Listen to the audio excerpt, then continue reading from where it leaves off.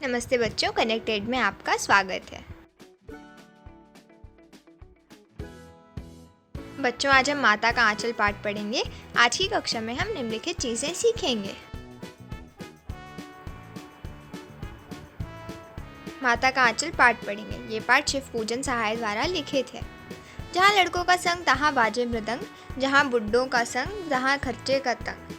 हमारे पिता तड़के उठकर निबड़ नहाकर पूजा करने बैठ जाते हैं। हम बचपन से ही उनके अंग लग गए थे। माता से केवल दूध पीने तक का नाता था, इसलिए पिता के साथ ही हम भी बैठकर बाहर की बैठक में ही सोया करते। वह अपने साथ ही हमें भी उठाते और साथ ही नहला धुलाकर पूजा पर बिठा लेते। हम भूत का तिलक लगा देने के लिए उनको दिक करने लगते थे। कुछ हंसकर, कुछ झुंझलाकर और कुछ डांटकर वह हमारे चौड़े लेलार में त्रिपुंड कर देते थे। हमारे लेलार में भभूत खूब खुलती थी। सिर में लंबी लंबी जटाएं थी। भभूत रमाने से हम खासे बम भोला बन जाते थे। पिताजी हमें बड़े प्यार से भोलानाथ कहकर पुकारा करते, पर असल में हमारा नाम था तारकेश्वर नाथ। हम भी उनको बाबूजी कहकर पुकारा करते और माता को मैया। जब बाबूजी रामायण का पाठ करते तब हम उनके बगल में बैठे बैठे आईने में अपना मुंह निहारा करते थे। जब वह हमारी ओर देखते तब हम कुछ लजाकर और मुस्कुराकर आईना नीचे रख देते थे। वह भी मुस्कुरा पड़ते थे। पूजा पाठ कर चुकने के बाद वह राम राम लिखने लगते। अपनी एक रामनामा बही पर 1000 राम राम लिखकर वह उसे पाठ करने की पोथी के साथ बांधकर रख देते। फिर 500 बार कागज़ के छोटे छोटे टुकड़ों पर राम राम लिखकर आटे की गोलियों में लपेटते और उन गोलियों को लेकर गंगा जी की ओर चल पड़ते थे। उस समय भी हम उनके कंधे पर विराजमान रहते थे। जब वह गंगा में एक एक आटे की गोलियां फेंककर मछलियों को खिलाने लगते तब भी हम उनके कंधे पर ही बैठे बैठे हंसा करते थे। जब वह मछलियों को चारा देकर घर की ओर लौटने लगते तब बीच रास्ते में झुके हुए पेड़ों की डालों पर हमें बिठाकर झूला झुलाते थे। कभी कभी बाबूजी हमसे कुश्ती भी लड़ते। वह शिथिल होकर हमारे बल को बढ़ावा देते और हम उनको पछाड़ देते थे। वह उतान पड़ जाते और हम उनकी छाती पर चढ़ जाते थे। जब हम उनकी लंबी लंबी मूछें उखाड़ने लगते तब वह हंसते हंसते हमारे हाथों को मूछों से छुड़ाकर उन्हें चूम लेते थे। फिर जब हमसे खट्टा और मीठा चुम्मा मांगते तब हम बारी बारी कर अपना बायां और दाहिना गाल उनके मुंह की ओर फेर देते थे। बाएं का खट्टा चुम्मा लेकर जब वह दाहिने का मीठा चुम्मा लेने लगते तब अपनी दाढ़ी या मूछ हमारे कोमल गालों पर गड़ा देते थे। हम चुंचलाकर फिर उनकी मूछें नोचने लग जाते थे। इस पर वह बनावटी रोना रोने लगते और हम अलग खड़े खड़े खिलखिलाकर हंसने लग जाते थे। उनके साथ हंसते हंसते जब हम घर आते तब उनके साथ ही हम भी चौके पर खाने बैठते थे। वह हमें अपने ही हाथ से फूल के कटोरे में गोरस और भात सानकर खिलाते थे। जब हम खाकर अफर जाते तब मैया थोड़ा और खिलाने के लिए हट करती थी। वह बाबूजी से कहने लगती, आप तो 4-4 दाने के और बच्चे के मुंह में देते जाते हैं, इससे वह थोड़े खाने पर भी समझ लेता है। और हम बहुत खा गए। आप खिलाने का ढंग नहीं जानते, बच्चे को भर मुंह कौर खिलाना चाहिए। जब खाएगा बड़े बड़े कौर तब पाएगा दुनिया में ठौर। देखिए मैं खिलाती हूँ। मर्द हुए क्या जाने कि बच्चों को कैसे खिलाना चाहिए, और महतारी के हाथ से खाने पर बच्चों का पेट भी भरता है।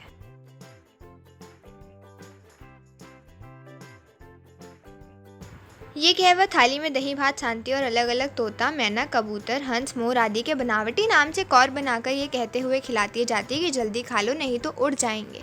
पर हम उन्हें इतनी जल्दी उड़ा जाते थे कि उड़ने का मौका ही नहीं मिलता था। जब हम सब बनावटी चिड़ियों को चट कर जाते थे तब बाबूजी कहने लगते, अच्छा अब तुम राजा हो, जाओ खेलो। बस हम उठकर उछलने कूदने लगते थे। फिर रस्सी में बंधा हुआ काठ का घोड़ा लेकर नंग धड़ंग बाहर गली में निकल जाते थे। जब कभी मैया हमें अचानक पकड़ पाती तब हमारे लाख छटपटाने पर भी एक चुल्लू कड़वा तेल हमारे सिर पर डाल ही देती थी। हम रोने लगते और बाबूजी उस पर बिगड़ खड़े होते, पर वह हमारे सिर में तेल बोत कर हमें उबट कर ही छोड़ती थी। फिर हमारी नाभि और लिलार में काजल की बिंदी लगाकर चोटी गूंथती और उसमें फूलदार लड्डू बांधकर रंगीन कुर्ता टोपी पहना देती थी। हम खासे कन्हैया बनकर बाबूजी की गोद में सिसकते सिसकते बाहर आते थे। बाहर आते ही हमारी बाट जोहने वाला बालकों का एक झुंड मिल जाता था। हम उन खेल के साथियों को देखते ही सिसकना भूलकर बाबूजी की गोद से उतर पड़ते और अपने हम जोलियों के दल में मिलकर तमाशे करने लग जाते थे। तमाशे भी ऐसे वैसे नहीं, तरह तरह के नाटक। चबूतरे का एक कोना ही नाटक घर बनता था। बाबूजी जिस छोटी चौकी पर बैठकर नहाते थे वही रंगमंच बनती। उसी पर सरकंडे के खंभों पर कागज़ का चंदोवा तानकर मिठाइयों की दुकान लगाई जाती। उसमें चिल्लम के खोंचे पर कपड़े के थालों में ढेले के लड्डू, पत्तों की पूरी, कचौरियाँ, गीली मिट्टी की जलेबियाँ, फूटे घड़े के टुकड़ों के बताशे आदि मिठाइयाँ सजाई जाती। ठीकरों के बटखरे और जस्ते के छोटे छोटे टुकड़ों के पैसे बनते। हम ही लोग खरीदार और हम ही लोग दुकानदार। बाबूजी भी 2-4 गोरखपुरी पैसे खरीद लेते थे। थोड़ी देर में मिठाई की दुकान बढ़ाकर हम लोग घरौंदा बनाते थे। धूल की मोड़ दीवार बनती और तिनकों का छप्पर, दातून के खंभे, दिया सिलाई की पेटियों के किवाड़, घड़े के मूढ़े की चूल्हा चक्की, दिए की कढ़ाई और बाबूजी की पूजा वाली आचमनी कलछी बनती थी। पानी के घी, धूल के पिसान और बालू की चीनी से हम लोग जोनार तैयार करते थे। हम ही लोग जोनार करते और हम ही लोग की जोनार बैठती थी। जब पंगत बैठ जाती थी तब बाबूजी भी धीरे से आकर पांथवे के अंत में ज़मीन के लिए जीमने के लिए बैठ जाते थे। उनको बैठते देखते ही हम लोग हंसकर और घरौंदा बिगाड़ कर भाग चलते थे। वह भी हंसते हंसते लोटपोट हो जाते और कहने लगते, फिर कब भोज होगा भोलानाथ। कभी कभी हम लोग बारात का भी जुलूस निकालते थे। कनस्तर का तंबूरा बजता, अमोले को घिसकर शहनाई बजाई जाती, टूटी चूहेदानी की पालकी बनती। हम समधी बनकर बकरे पर चढ़ लेते और चबूतरे के कोने से चलकर बारात दूसरे कोने में जाकर दरवाजे लगती थी। वहाँ काठ की पटरियों से घिरे, गोबर से लिपे, आम और केले की टहनियों से सजाए हुए छोटे आंगन में कुल्हिए का कलसा रखा जाता था। वहीं पहुंचकर बारात फिर लौट आती थी। लौटने के समय खटोली पर लाल ओहार डालकर उसमें दुल्हन को चढ़ा लिया जाता था। लौट आने पर बाबूजी ज्यों ही ओहार उघार कर दुल्हन का मुख निहारने लगते, त्यों ही हम लोग हंसकर भाग जाते। थोड़ी देर बाद फिर लड़कों की मंडली जुट जाती थी। इकट्ठा होते ही राय जमती कि खेती की जाए। बस चबूतरे के छोर पर घिरनी गड़ जाती और उसके नीचे की गली कुआं बन जाती थी। पूंज की बटी हुई पतली रस्सी में एक चुक्कड़ बांध गराड़ी पर चढ़ाकर लटका दिया जाता और 2 लड़के बैल बनकर मोट खींचने लग जाते। चबूतरा खेत बनता, कंकड़ बीज और ठेगा हल जुआ था। बड़ी मेहनत से खेत जोते, बोए और पटाए जाते। फसल तैयार होते देर न लगती और हम हाथों हाथ फसल काट लेते थे। काटते समय गाते थे, ऊंच नीच में कई बई कियारी, जो उपजी सो भई हमारी। फसल को एक जगह रखकर उसे पैरों से रौंद डालते थे। कसौरे का सूप बनाकर और साथे और मिट्टी के दिए के तराजों पर तौल कर राशि तैयार कर देते थे। इसी बीच बाबूजी आकर पूछ बैठते थे, इस साल की खेती कैसी रही भोलानाथ। बस फिर क्या, हम लोग ज्यों का त्यों खेत खलिहान छोड़कर हंसते हुए भाग जाते थे। कैसी मौज की खेती थी। ऐसे ऐसे नाटक हम लोग बराबर खेला करते थे। बटोही भी कुछ देर ठिठक कर हम लोगों के तमाशे देख लेते थे। जब कभी हम लोग ददरी के मेले में जाने वाले आदमियों का झुंड देख पाते तब कूद कूद कर चिल्लाने लगते थे।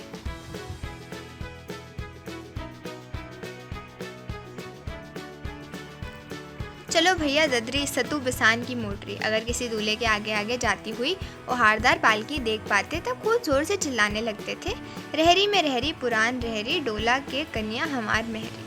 इसी पर एक बार बूढ़े वर ने हम लोगों को बड़ी दूर तक खदेड़ कर ढेलों से मारा था।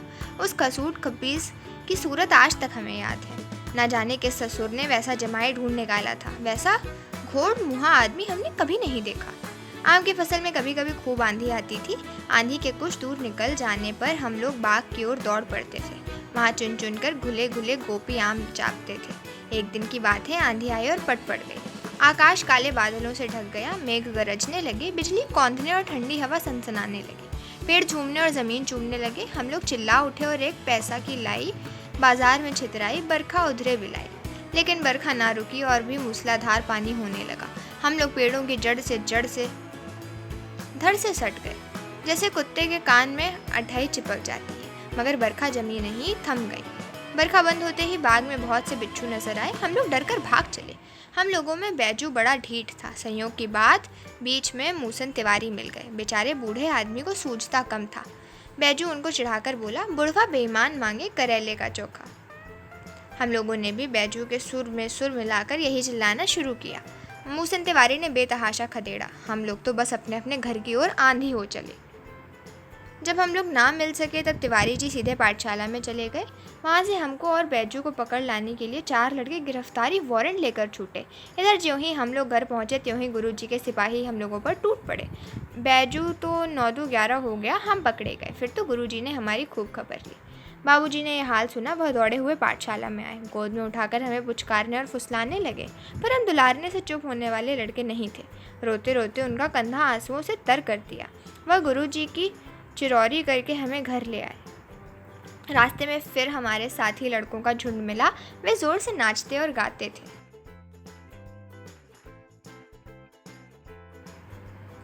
माई पकाई गरर गरर पुआ, हम खाए पुआ ना खेलब जुआ। फिर क्या था, हमारा रोना धोना भूल गया। हम हट करके बाबूजी की गोद से उतर पड़े और लड़कों की मंडली में मिलकर लगे वही तान सुरलापने। तब तक सब लड़के सामने वाले मकई के खेत में दौड़ पड़े। उसमें चिड़िया का झुंड चल रहा था। वे दौड़ दौड़ कर उन्हें पकड़ने लगे, पर एक भी हाथ न आई। हम खेत से अलग ही खड़े होकर गा रहे थे, राम जी की चिरई राम जी का खेत, खा लो चिरई भर भर पेट। हमसे कुछ दूर बाबूजी और हमारे गांव के कई आदमी खड़े होकर तमाशा देख रहे थे और यही कहकर हंसते थे कि चिड़िया की जान जाए लड़कों का खिलौना। सचमुच लड़के और बंदर पराई पीर नहीं समझते। एक टीले पर जाकर हम लोग चूहों के बिल से पानी उलीचने लगे। नीचे से ऊपर पानी फेंकना था। हम सब थक गए। तब तक गणेश जी के चूहे की रक्षा के लिए शिव जी का सांप निकल आया। रोते चिल्लाते हम लोग बेतहाशा भाग चले। कोई आधा गिरा, कोई अंटा चिट, किसी का सिर फूटा, किसी के दांत टूटे। सभी गिरते पड़ते भागे। हमारी सारी देह लहूलुहान हो गई। पैरों के तलवे कांटों से छलनी हो गए। हम एक सुर से दौड़े हुए आए और घर में घुस गए। उस समय बाबूजी बैठक के उसारे में बैठकर हुक्का गुड़गुड़ा रहे थे। उन्होंने हमें बहुत पुकारा, पर उनकी अनसुनी करके हम दौड़ते हुए मैया के पास ही चले गए। जाकर उसी की गोद में शरण ली। मैया चावल अमनिया कर रही थी। हम उसी के आंचल में छिप गए। हमें डर से कांपते देखकर वह जोर से रो पड़ी और सब काम छोड़ बैठी। अधीर होकर हमारे भय का कारण पूछने लगी। कभी हमें अंग भरकर दबाती और कभी हमारे अंगों को अपने आंचल से पोंछकर हमें चूम लेती। बड़े संकट में पड़ गई। झटपट हल्दी पीसकर हमारे घावों पर थोपती। घर में कोहराम मच गया। हम केवल धीमे सुर से सा कहते हुए मैया के आंचल में लुके चले जाते थे। सारा शरीर थरथर काँप रहा था। रोंगटे खड़े हो गए थे। हम आंखें खोलना चाहते थे, पर वे खुलती न थी। हमारे कांपते हुए होठों को मैया बार बार निहार कर रोती और बड़े लाड से हमें गले लगा लेती थी। इसी समय बाबूजी दौड़ आए। आकर झट हमें मैया की गोद से अपनी गोद में लेने लगे, पर हमने मैया के आंचल की प्रेम और शांति के चंदोवे की छाया ना छोड़ी। अब हम इस पाठ में आए कुछ नए शब्द सीखेंगे।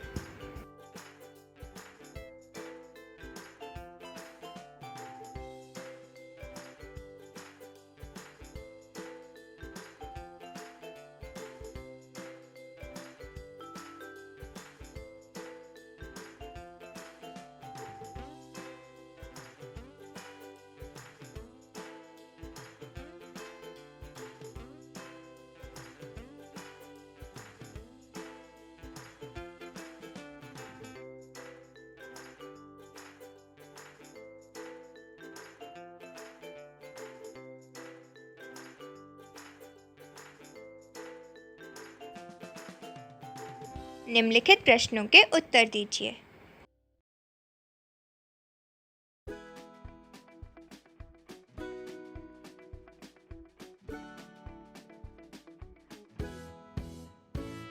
ये हैं जवाब।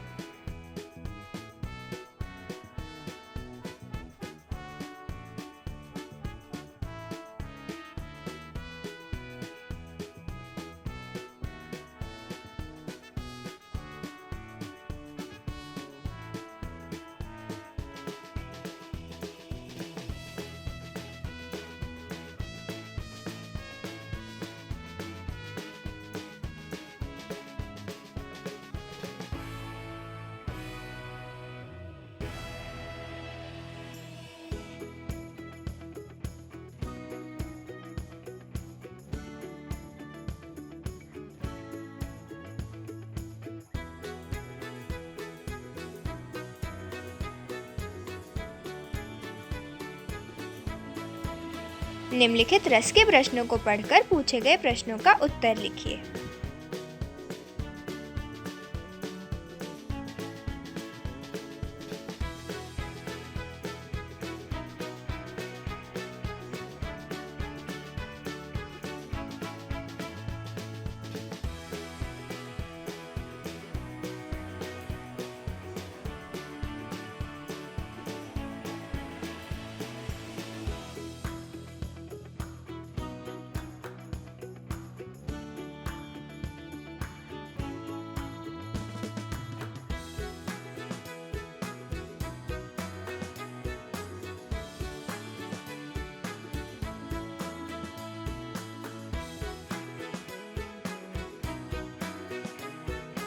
बच्चों, जवाब कुछ इस प्रकार हैं।